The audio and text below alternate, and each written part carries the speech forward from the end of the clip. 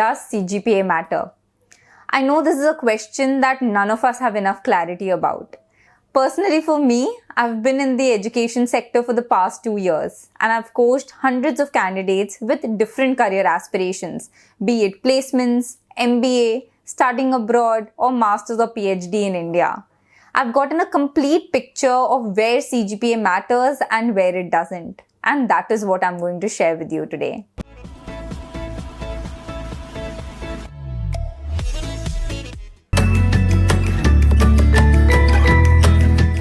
A lot of us want to pursue our higher studies like Masters or PhD abroad. And the same question pops up. How important is CGPA for the admissions committee?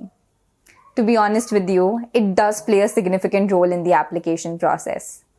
For some universities, they have a CGPA cutoff where they ask for first-class distinction or first-class honors to be able to apply.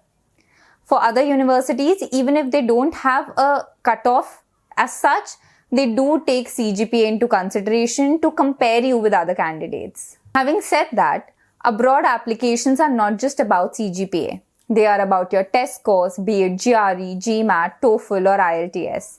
They are also about your research exposure, work experience, relevant internships, and the strength of your SOP and LORs.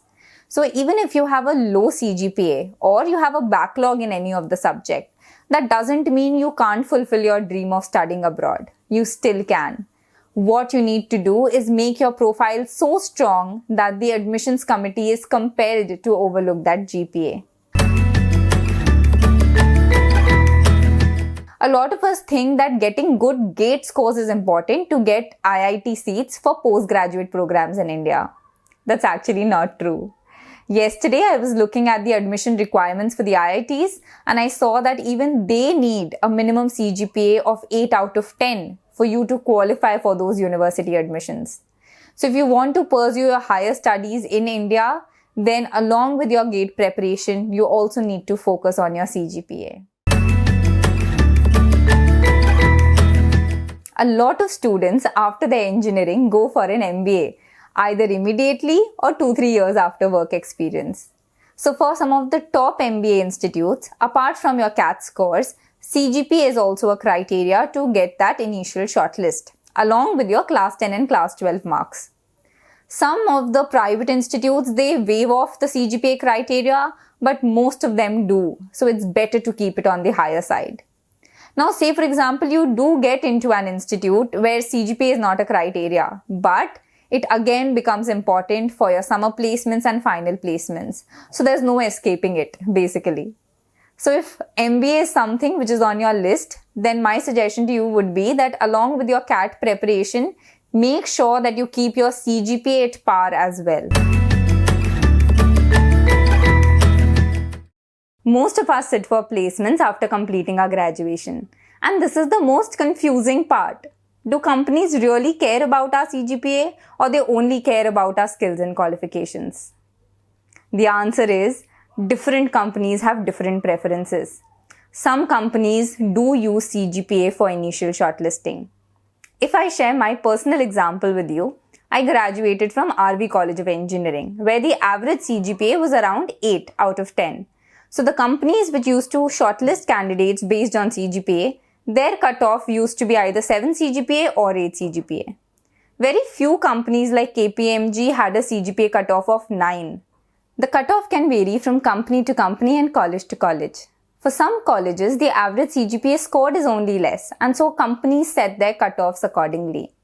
But for a lot of companies, they are now changing the trend and they look at things like aptitude, logical reasoning, and technical skills to shortlist candidates. A lot of tech companies nowadays conduct coding rounds which you need to clear to be able to reach the interview process.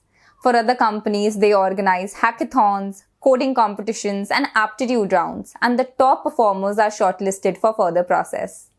So in these cases, it doesn't matter at all what your CGPA is, and what is more important is the skills that you have built over the years. So what should you do? Focus on your CGPA or focus on skill building? Well, one way is to decide which kind of companies you would like to work with and whether they take CGPA into consideration or not. And then you can prepare yourself accordingly. If I were you, I would spend most of my year on skill building, and just before the exams, I would make sure I study properly. To be honest, engineering or college exams for that matter are not that difficult, and you can get above average marks with little effort. And this way, you will be able to keep all your options open. For those of you who have already graduated or you are in your final year and there's nothing that you can do about CGPA now, what I would suggest you do is focus on your profile building.